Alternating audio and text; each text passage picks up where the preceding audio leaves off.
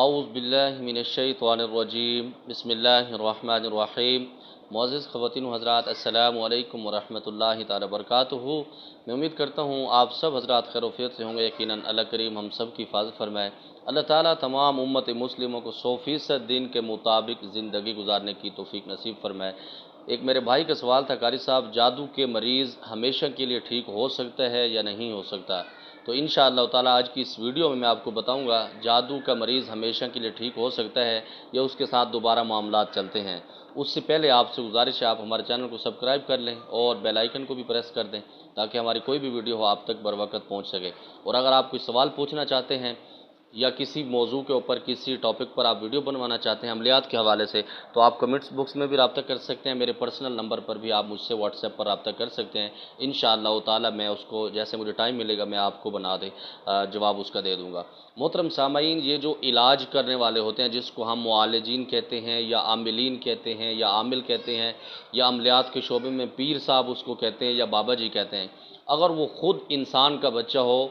تو وہ کسی کے اوپر سورۃ الفاتحہ یا صرف بسم اللہ شریف بھی پڑھ کے اس کے اوپر دم کرے گا تو انشاءاللہ تعالی پوری زندگی بھر اس کے اوپر جادو کا اثر نہیں ہوگا، جس کو ہم اپنی زبان میں کہتے ہیں کہ اولیاء اللہ۔ اولیاء کون ہوتے ہیں؟ جو گناہوں سے بچتے ہیں، پرہیزگاری میں زندگی گزارتے ہیں اور دوسروں کی عزت کا خیال کرتے ہیں، اللہ اور رسول صلی اللہ علیہ وسلم کی شریعت کے مطابق زندگی گزارنے کی کوشش کرتے ہیں اور ان کے اپنے مقصد مشن بنا لیتے ہیں، حضور پاک صلی اللہ علیہ وسلم کی شریعت کو اپنا زیور بنا لیتے ہیں اور اللہ کی شریعت حضور پاک صلی اللہ علیہ وسلم کی جتنی بھی احادیث مبارکہ ہیں یا ان کی جتنی بھی سنت مبارکہ ہیں ان کے خلاف ایک قدم بھی نہیں اٹھاتے۔ تو وہ لوگ اگر کسی کو دم کر دیں یا پانی کے اوپر دم کر کے دے دیں یا نقش بنا کر دے دیں تو میرا گارنٹی ہے، وعدہ ہے، وہ کبھی بھی انشاءاللہ تعالی دوبارہ وہ مریض نہیں بنے گا، اس کے اوپر جادو اثر نہیں کریں گے۔ تو محترم سامعین، ہوتا کیا ہے، یہ جو عاملین ہوتے ہیں یہ تو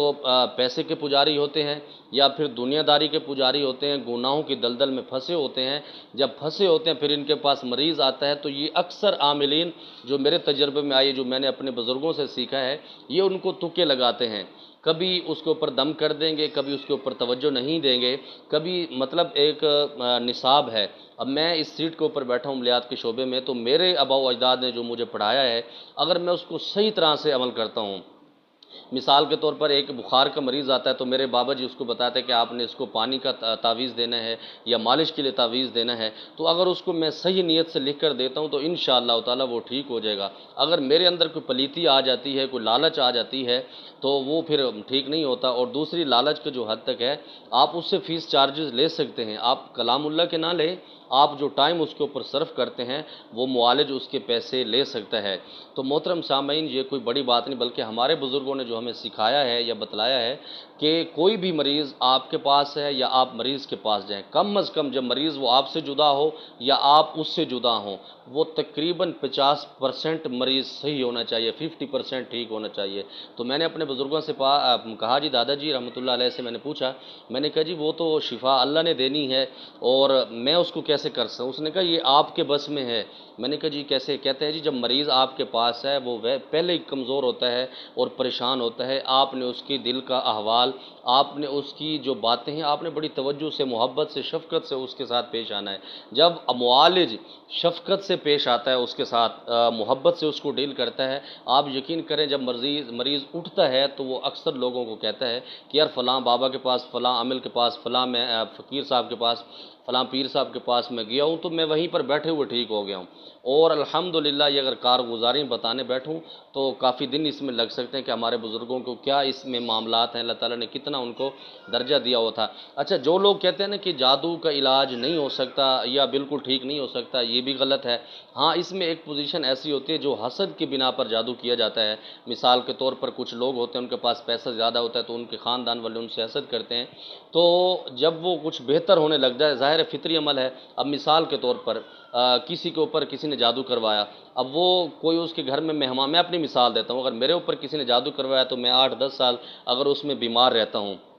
تو جب تھوڑا سا بھی میں ٹھیک ہوتا ہوں تو میں لوگوں کو بتانا شروع کر دیتا ہوں کہ میری صحت اب بہتر ہے، میں بالکل نارمل ہو چکا ہوں۔ یہی خبریں جب ان دشمنوں تک پہنچتی ہیں جنہوں نے یہ جادو کروایا تھا، وہ پھر ایکٹیو ہو جاتے ہیں، پھر اس کے بعد دوبارہ وہ اس کے اوپر حملہ کروا دیتے ہیں، اس طرح پھر وہ معاملات چلتے رہتے ہیں۔ تو محترم سامعین، میں ہمیشہ اپنے جو میرے مریض آتے ہیں، جو میرے پاس کلائنٹ آتے ہیں، تو میں ان کو بتاتا ہوں 41 دن کا میرا پرہیز ہوتا ہے، اس میں بتاتا ہوں کہ آپ نے اپنے رشتہ داروں کو یہ بتانا ہے، وہ آپ سے پوچھیں بھی صحیح، آپ ان سے کہیں جی بس طبیعت میں کوئی خاص فرق نہیں ہے، اللہ تعالیٰ خیر فرمائیں گے۔ اور